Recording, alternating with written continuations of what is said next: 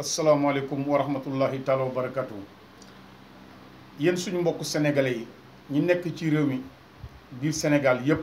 ñoo ngi leen di nuyu kenn ku ci nekk ci tur ak santam góor jigéen mag ak ndaw ak ñi ci diaspora bi bàyyiwuñu kenn di ñaan yàlla yal na yàlla defal ñëpp jàmm ak sutura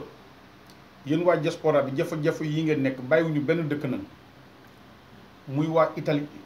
di ñi nekk France ñi nekk Chine Japon Australie Amérique Afrique du Sud Tchad Sewadoon fu mu nit mën a nekk ci àdduna bi laa wax Maroc fépp bàyyiwuñu fenn fu nit mën a nekk ci àdduna bi ba ci pays africains yi ngay sénégalais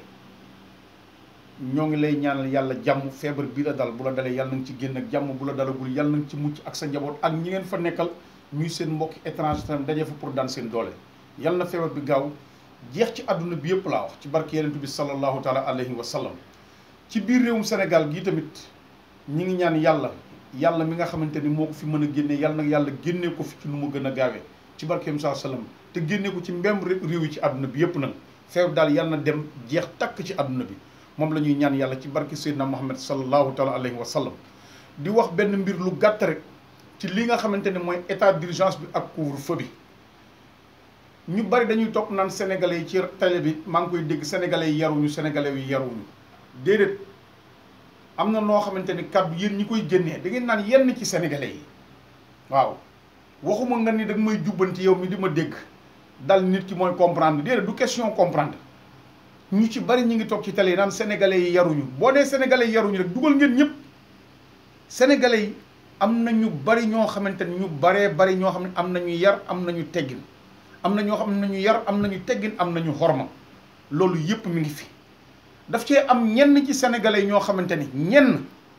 il faut le bien préciser ñenn ñoo xamante ni dañoo yara di ko dañoo dëgër bopp li koy wane démb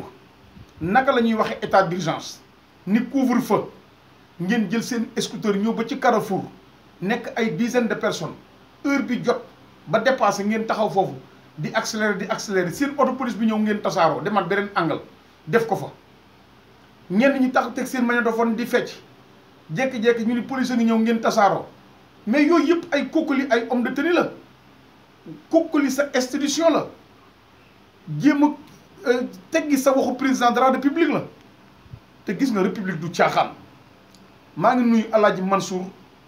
bu Sen TV tey mi ngi koy wax ak benn rigueur boo xamante ni soo ko déggee sax xam ni li muy wax ngëm-ngëm la il faut ñu corriger ñuy def yenn yi parce que yenn yi yabaate la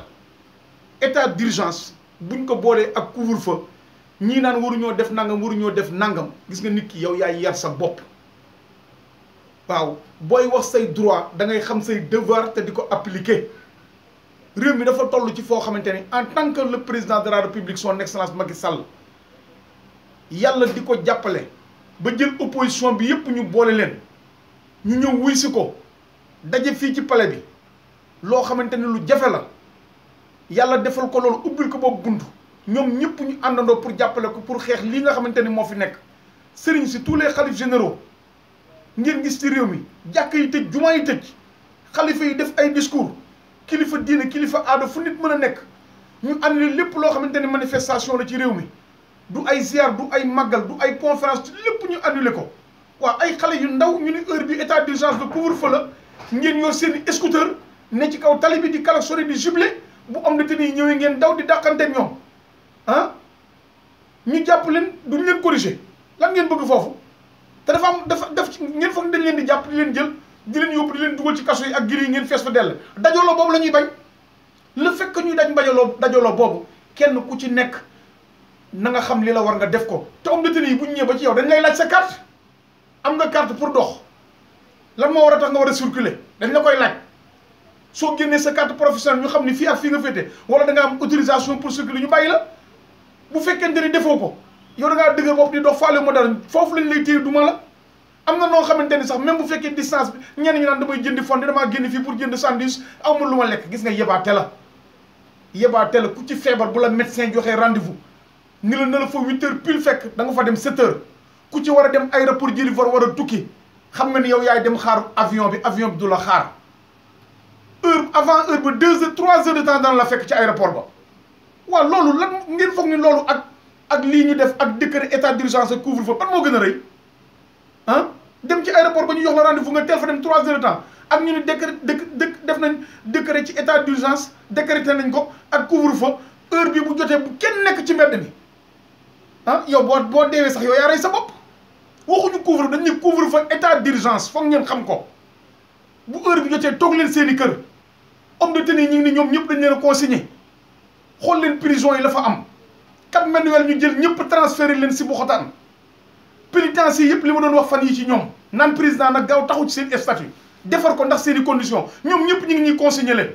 parce que luy garaaw di danger kaso yi fi ñu toll moo gën a nekk danger parce que moo tax ñu arrêté indi lekk yëpp ci biir kaso yi kenn amatul droit yóbbu lekk ñun leen dañuy lekk ci li ne ci kaso pour bañ feebar bi dugg foofu ah ñoom ñëpp ñu jël leen def leen ay renfort kenn ñu béytul sa kër ah ndax danger bi ci kaso yi fi ñu toll la gën a bare ñu jël Cap Manuel bi fi ñu toll def ko maison bu ñu la jàppee yóbbu la comme ni fii mel Rebeuss parce que Rebeuss dafa fees pour jéem a xool naka la ñuy gérer situation bi yooyu yëpp président de la République nekk ci di taxaw ak médecins yi nelawtuñu ko ñoom ñëpp ñu consigné leen ah ñu ngi xool naka la ñuy gérer feebar bi pour téye ko mais ngir yàlla am na leen ak yar ak teggin bu heure bi jotee kenn ku nekk dem dugg toog sa kër